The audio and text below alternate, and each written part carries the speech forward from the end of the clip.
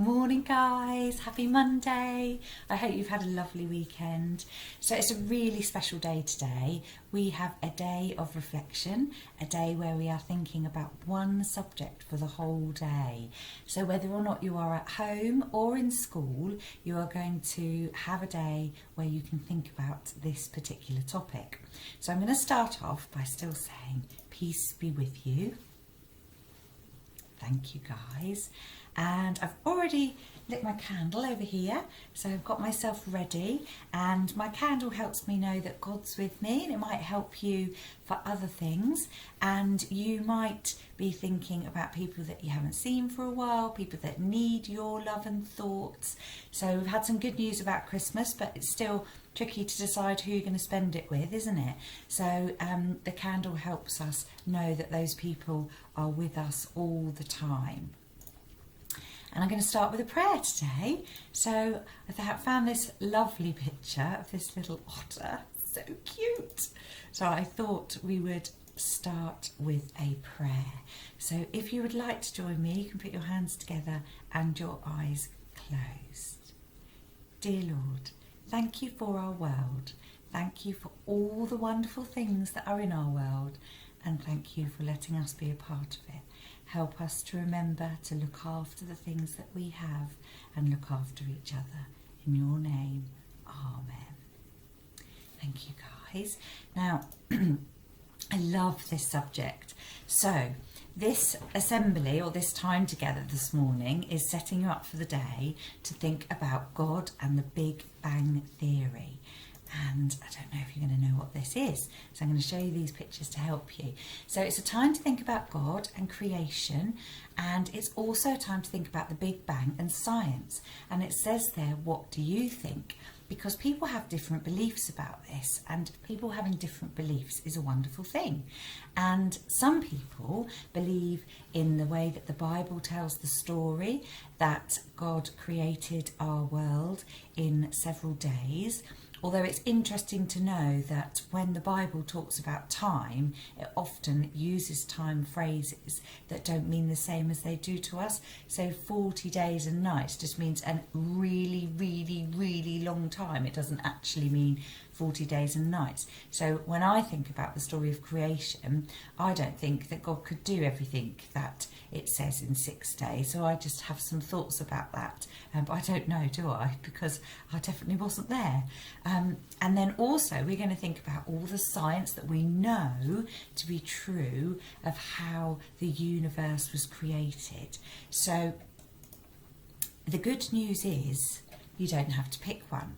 So when I was little, you kind of had to pick. You kind of had to either believe in God or science. And certainly my daddy was a real believer in science and he didn't believe in God.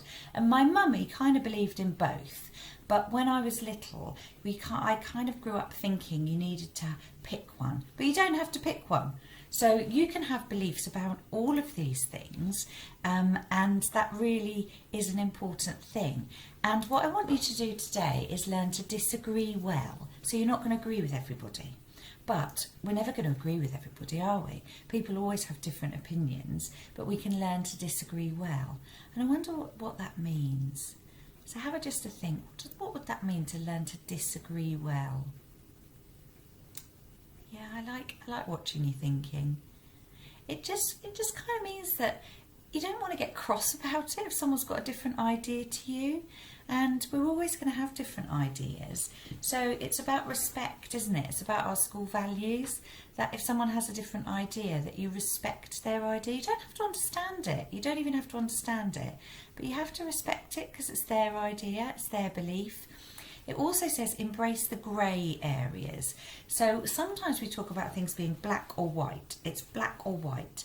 And it's like a metaphor for those of you that are further up the school. So we're saying it's either this way or it's this way. But sometimes it might be a smoosh. It might be a smoosh of ways that we might think, yeah, I kind of believe that, but I kind of believe that too. And in any subject, not just the one I'm talking about today, sometimes it's good to embrace the grey areas and not be so black and white.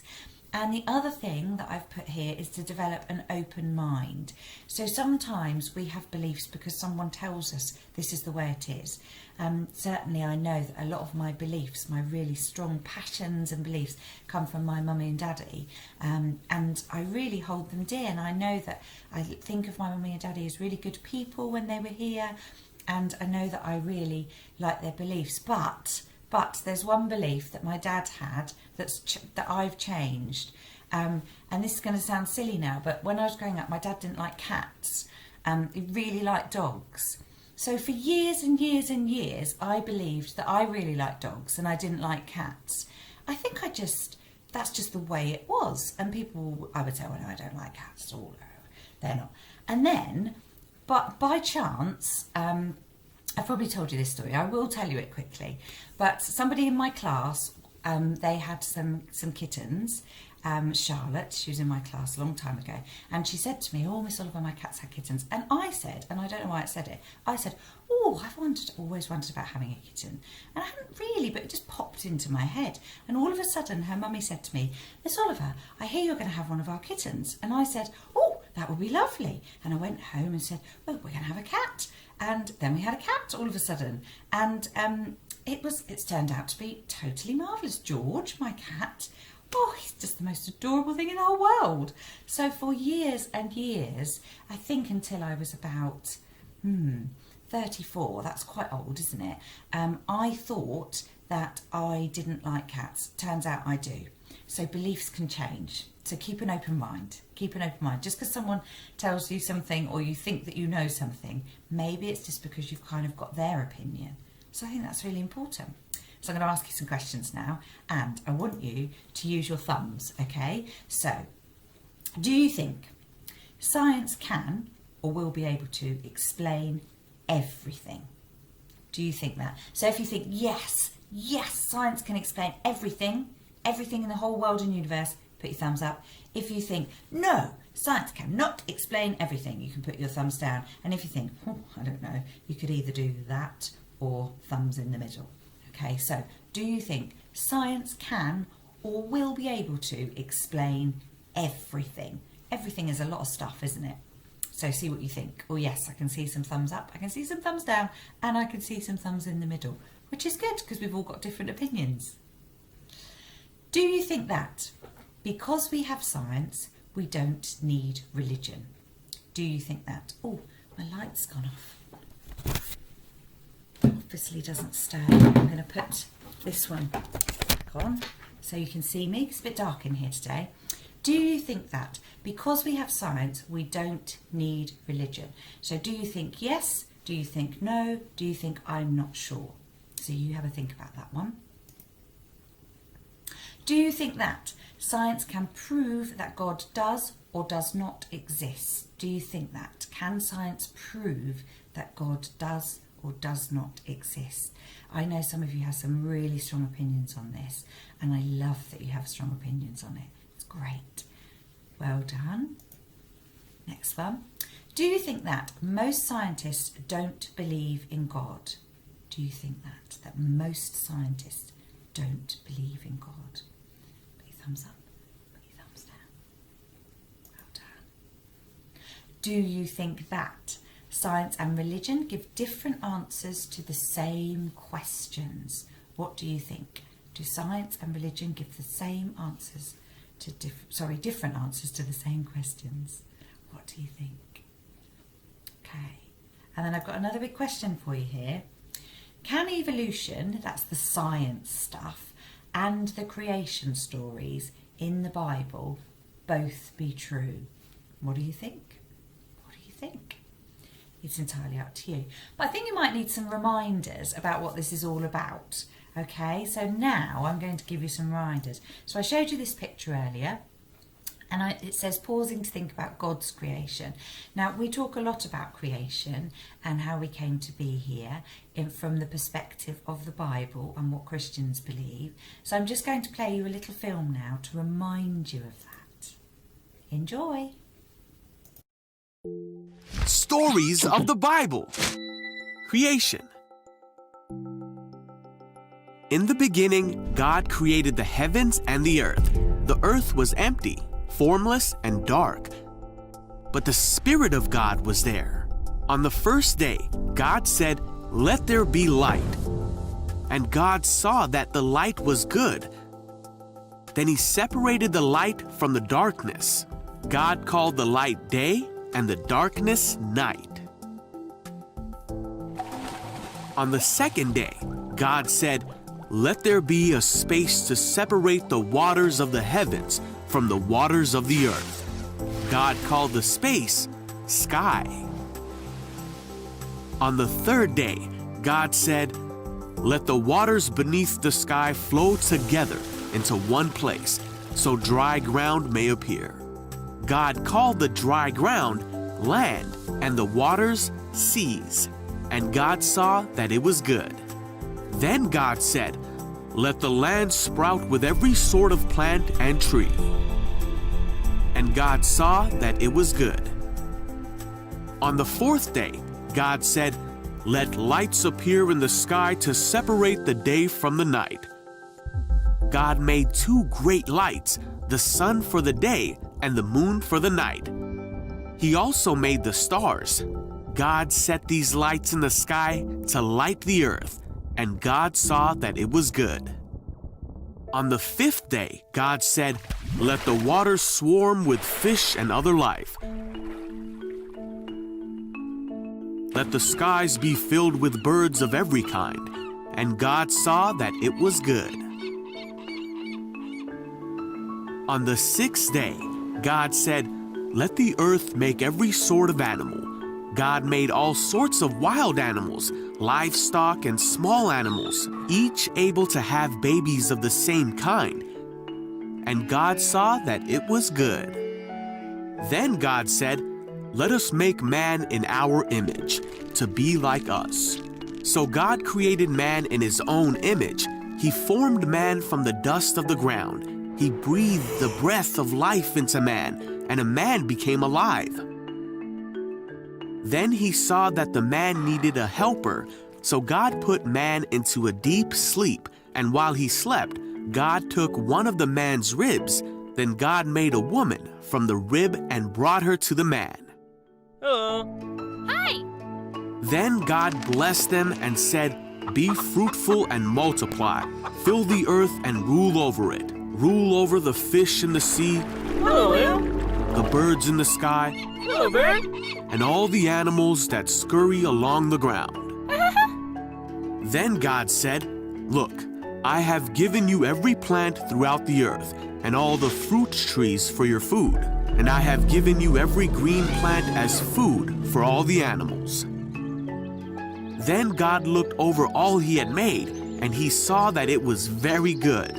So the creation of the heavens and the earth and everything in them was done. So on the seventh day, God rested from all his work, and God blessed the seventh day and said it was holy.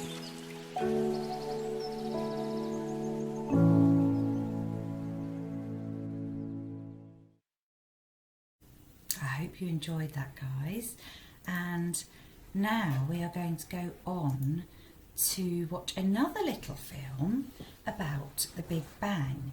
Now, there's some quite sort of complicated language in here, so I don't know year R and year one whether it will all make total sense, but I still think that maybe it will help you to think about the science. So I'm going to play you this film and then come back and finish off our time together. Enjoy. This is a story about all of us and how we got here. It is a story about atoms and molecules, gravity and stars, imperfect copies, and evolution. Our story starts at the very beginning of time, nearly 14 billion years ago. In the beginning, when it all began, at the very start of time, everything in the universe, all the energy, all the stuff, even space itself, was compressed into a single point smaller than an atom that scientists call a singularity. We call the beginning, when time begins, the Big Bang. That is when the singularity ended and the universe started to expand. Time started. The universe was very hot, but as space expanded, it cooled. As the universe cooled, atoms formed. It all became dark because there were not any stars yet. All the stuff in the universe is made of atoms. There are a little over 100 different types of atoms called elements. Atoms are different because of the number of protons they contain. An atom of hydrogen has 1 proton, and a helium atom has 2 protons. An atom of carbon has 6 protons. We find carbon in coal and in diamonds. Atoms can stick together to form other things. When atoms stick together, we call it a molecule. When 2 atoms of hydrogen and 1 atom of oxygen stick together, they make a molecule of water. Therefore, the elements of water are hydrogen and oxygen. Even with all the energy of the Big Bang, there were not any atoms with more than 4 protons in the early universe. As the space expanded, there were clumps of hydrogen atoms that gravity pulled together. Gravity is the force that holds us to the earth and makes things fall. The more stuff there is, the more that gravity holds it together. When there was enough hydrogen, gravity was so strong that it squeezed the hydrogen atoms together so tight that the 2 hydrogen atoms made a new helium atom. When that happens, when 2 hydrogen atoms form a helium atom, it gives off light. This is what stars are: tight balls of hydrogen that gravity squeezes together so that the hydrogen starts to make helium. This took about 300 million years from the beginning of the universe for the first stars to light up. As stars get older, there is no more hydrogen, and then gravity starts to squeeze the helium atoms to form heavier elements. And then gravity squeezes these atoms to make even heavier elements. Eventually, there are no more new elements that gravity can make. If the star is the right size, it will blow up in what scientists call a supernova. Then, the explosion will create even heavier elements. Sometimes, when a new star is forming, it'll attract the dust of older stars that have already gone supernova. This ring of dust may form planets around a star. We call the star and the planets around it a solar system. Our planet, the Earth, formed from the dust of older stars at about the same time our Sun formed, about 4.5 billion years ago. The young Earth was hot with many volcanoes. Asteroids, which are rock, and comets, which are mostly ice, fell on the Earth. After a while, the Earth cooled and large oceans formed. The air was much different than today. The large oceans with the heat and molecules from underwater volcanoes allowed complex molecules to emerge. Eventually, a large molecule formed that could copy itself. The molecule had a shape like a twisted zipper. It could split in half, just like unzipping a zipper. And each half would fill in the other half, and it would be able to split again. But the copies weren't always perfect copies. Sometimes there were slight differences. If the new, slightly different version was better at creating copies, then the new version would end up having more copies. When molecules work together, they could be even better at creating copies. These groups of large molecules working together are called cells. A cell can divide into 2 and make new cells. It is because the new cells weren't always perfect copies that new, different capabilities emerged. Sometimes the differences would make the cell much better at creating copies. One big change was when a cell emerged that could turn the energy of sunlight into chemical energy. After many generations and many changes, the ability to turn sunlight into chemical energy would become part of the first plants. Cells had a big effect on the Earth. They changed the air to the type of air we breathe today. This helped create a protective layer which filters out a harmful type of sunlight. After cells had changed the air into the type of air we have today, it became possible for life forms with more than one cell to emerge.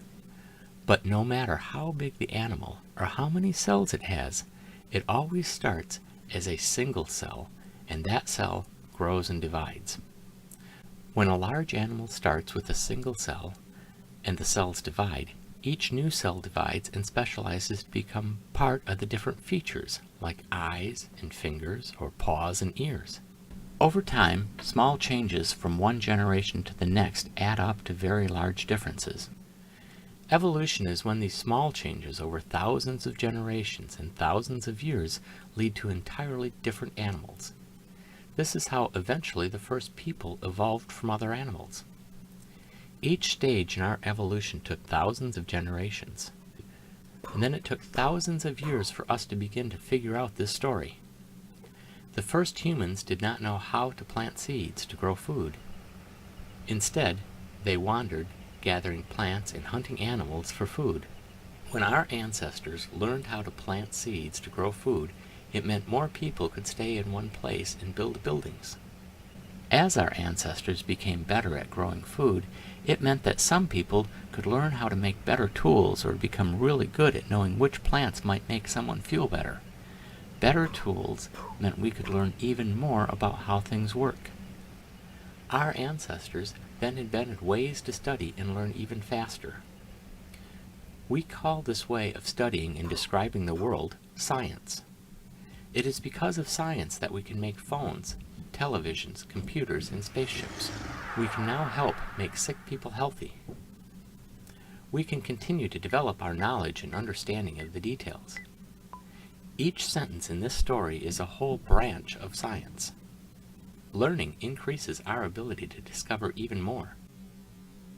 It is because of science that we know this story. We come from the dust of stars, and we are related to all life.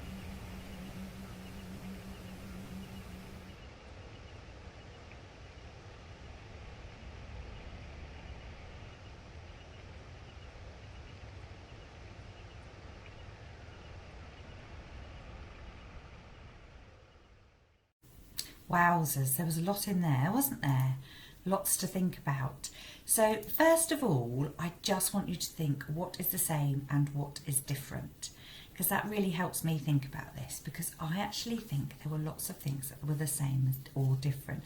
Now you might want to pause me now, or you might want to use this for part of your day, because I think this would be a really good Venn diagram or a graph or something, wouldn't it? What is the same and what is different about the Christian creation story, or the creation story for any religion that has a creation story, and the science Big Bang theory. And it would be interesting for you to think, in your own opinion, what is the same as what is different. So back to my original slide. Today is time to think about God, creation, the Big Bang and science. Whew, lot to think about today. What do you think? So by the end of today, it would be nice if you had some thoughts, but of course those thoughts might change in the future. And your teachers are going to lead you through activities today that give you the opportunity to think about those things. So we've already said our prayer, but I just want to end with a thought, okay? So it says, it's also a day to take time to reflect on what a wonderful world we live in, however you believe that it got here. We are so lucky to be part of it. So part of what you might also do today is think about our world and how we are thankful for everything that is in it. You might write a poem about that. You could do anything that your teachers ask you to do today. Just have a lovely day, enjoy the time, and hopefully I will see some wonderful work later. Bye guys, have a good day.